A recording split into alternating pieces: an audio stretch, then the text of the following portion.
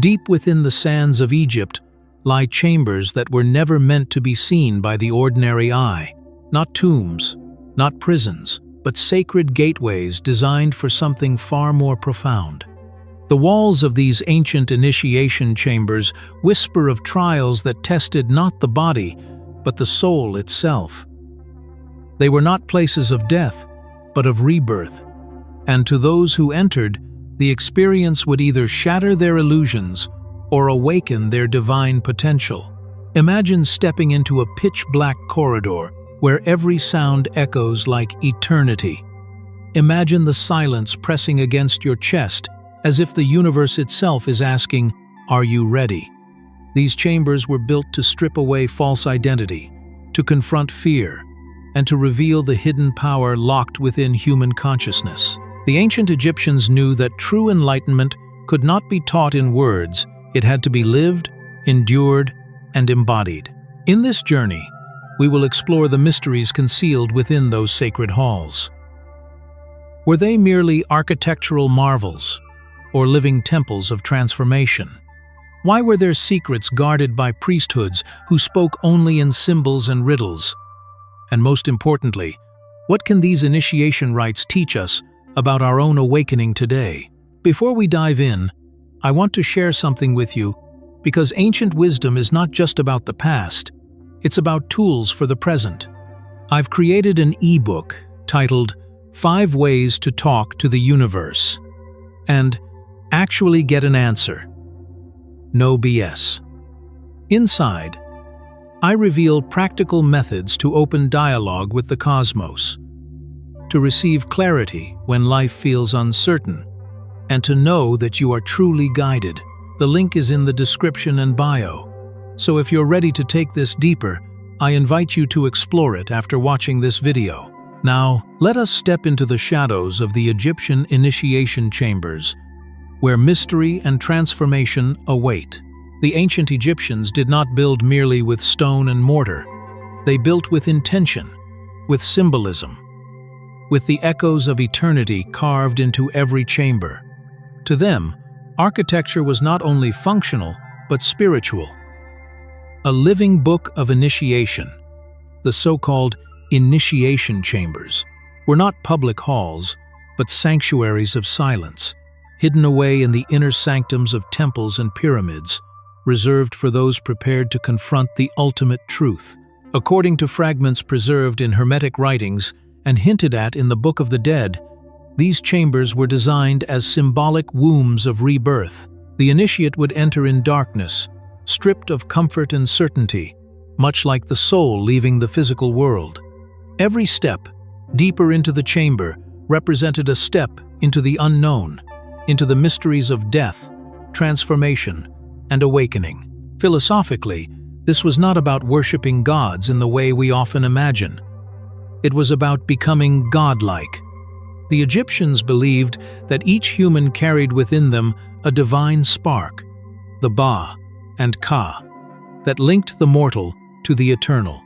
The initiation process was a way to awaken that spark, forcing the seeker to face illusions, attachments, and fears until the inner light could finally shine unobstructed. But why has this knowledge been hidden, distorted, or even dismissed as myth? Over centuries, much of Egyptian esoteric wisdom was veiled behind allegory, accessible only to priests and select initiates. Later, as power shifted and foreign rulers sought control over Egypt's legacy, the spiritual dimension of these practices was either suppressed or rewritten to fit political narratives. What survived came to us as fragments, symbols that require patient decoding, myths that hint at deeper truths, and structures whose purposes still baffle mainstream scholars. And yet, the very secrecy is itself a message. To approach these mysteries is to recognize that truth cannot be handed down in plain words. It must be veiled, revealed only when the seeker is ready to see. In this sense, the initiation chambers are both physical places and eternal metaphors, reminders that enlightenment is not inherited, but earned through direct experience. When most people picture Egyptian chambers, they imagine sarcophagi, treasure, or secret tombs. But for the initiates, these spaces served a higher purpose. They were laboratories of the soul. The architecture itself was a teacher. The narrow corridors, the suffocating darkness, the echo of footsteps, every element was meant to disorient the senses, to dissolve the familiar, and to push the initiate into a state where only inner vision remained. Accounts from esoteric traditions suggest that candidates for initiation were guided through stages of trial. In some cases, they were left alone in complete silence for hours, even days. Others endured symbolic death rituals, lying within stone coffins to confront mortality directly. These weren't punishments, they were mirrors, carefully constructed experiences designed to strip away everything false. To emerge, the initiate had to abandon the ego, the mask of identity, and awaken a deeper self that could withstand the silence of eternity. The process carried immense symbolic weight. Darkness represented the unconscious, the void from which all creation emerges. Silence mirrored the eternal stillness of the soul, and the chamber itself became a cosmic womb, a place where the initiate was dissolved and reborn. Emerging from the chamber was not simply walking out of a room. It was stepping into a new state of being, transformed by direct confrontation with the mysteries of existence. The priests who oversaw these rites knew that such experiences could not be described in words, they had to be lived. To explain them too directly would strip them of their power. So, their secrets were encoded in myths of gods descending into the underworld, of Osiris being slain and resurrected, of Ra traveling through the night before rising again. Each story was a veil, a symbolic echo of what truly happened in those sacred spaces. But even here, questions remain. Were these chambers merely symbolic, or did they harness energies we have long forgotten? Some researchers suggest that the acoustics, geometry, and placement of these structures amplified consciousness, creating altered states of awareness. Were the Egyptians using stone as a technology of spirit? If so, it means these chambers were more than ritual. They were machines of initiation. To dive deeper into the mystery of the initiation chambers, we must look beyond the physical stones and into the hidden science they encoded. Modern researchers have noticed that many chambers within the Great Pyramid and other sacred sites possess unusual acoustic properties. A single chant, whispered in the right tone, can reverberate endlessly, as if the walls themselves are singing back. Was this by accident or by design? The Egyptians understood vibration as the language of creation. The hieroglyphs themselves suggest that sound was not merely communication, but a force that shaped reality. Within the initiation chambers, sound may have been used to shift consciousness, to resonate with the subtle energy centers of the body, awakening what we now call chakras. Imagine lying within stone walls as low-frequency tones vibrate through your bones, dislodging fear, dissolving ego, and tuning the soul to a higher octave of existence. But there is another layer, one less discussed. Many initiation rites included the theme of symbolic death and resurrection. In the Osirian mysteries, the candidate symbolically died, just as Osiris was dismembered, only to be reassembled and reborn in luminous form. The chamber thus became both tomb and womb, a paradoxical space where death was confronted not as an end, but as the threshold of awakening. Some traditions even suggest that initiates emerged with altered states of consciousness so profound that they could glimpse beyond ordinary reality. They might perceive the astral realms, receive visions from the gods, or experience union with what the Egyptians called the Neteru, divine principles that governed existence. These were not hallucinations, but sacred encounters, evidence that the chambers opened doors between worlds. Of course, myths and modern interpretations often cloud the truth. Some skeptics dismiss these ideas, claiming the chambers were merely practical burial spaces. Yet, the sheer precision of design, the alignment with celestial bodies, and the layers of symbolic meaning suggest otherwise. If the sole purpose was burial, why encode so much cosmic intelligence into their construction? Why veil them in ritual secrecy? Perhaps that is the greatest truth hidden within the chambers. They were never built for all. They were built for the few, the seekers willing to face fear, silence, and the unknown in pursuit of transformation. And in that way, the chambers were less about Egypt and more about a universal truth. That spiritual rebirth requires stepping into darkness and trusting that light will find you on the other side. Now, you might be wondering, what does any of this mean for us today? After all, we don't have access to secret chambers beneath the pyramids, nor priests guiding us through ancient rites. But the essence of initiation was never about stone. It was about consciousness.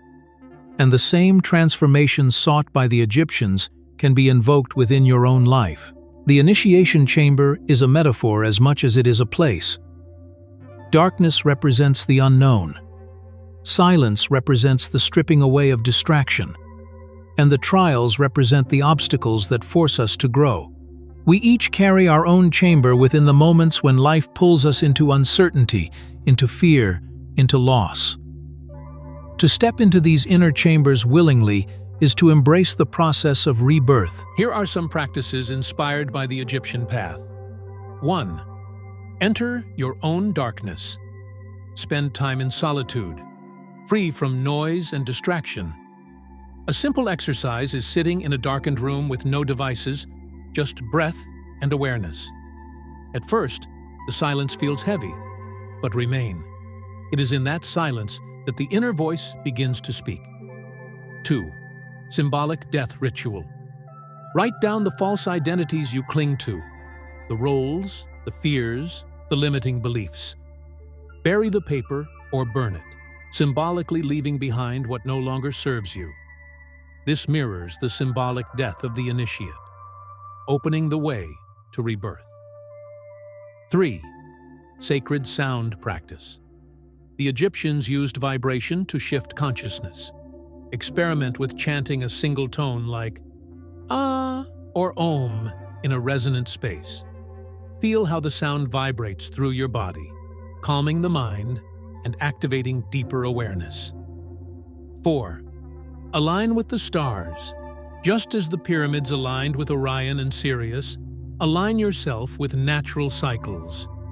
Meditate under the night sky, syncing breath with the stars.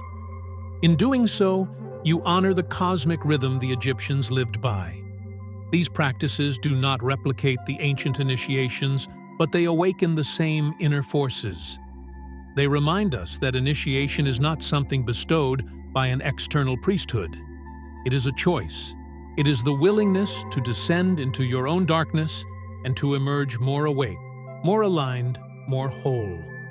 Remember, initiation is not about escaping the world. It's about transforming how you move within it. The chambers of Egypt were built in stone.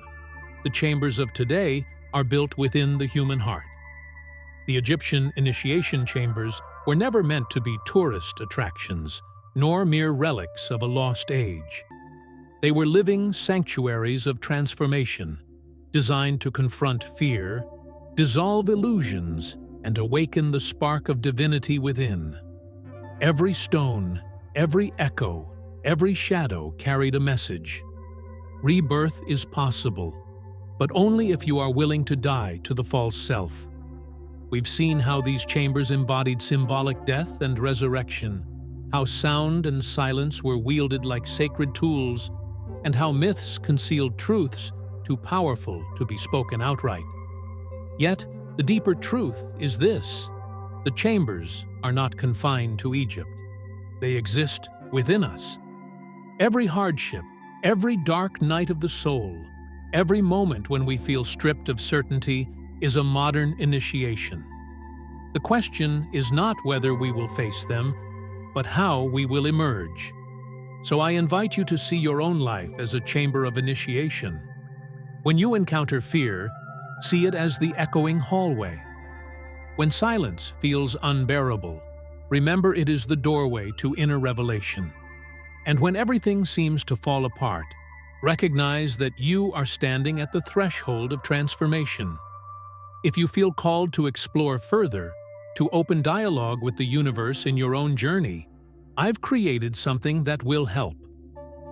My ebook, 5 Ways to Talk to the Universe and Actually Get an Answer, No BS, is a guide to receiving clarity when you need it most.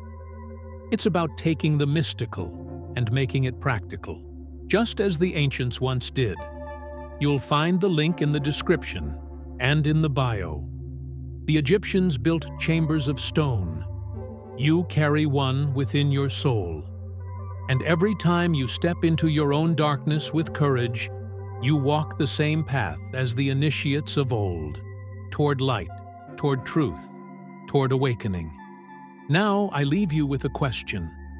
When life presents you with your own chamber of initiation, will you enter and emerge reborn?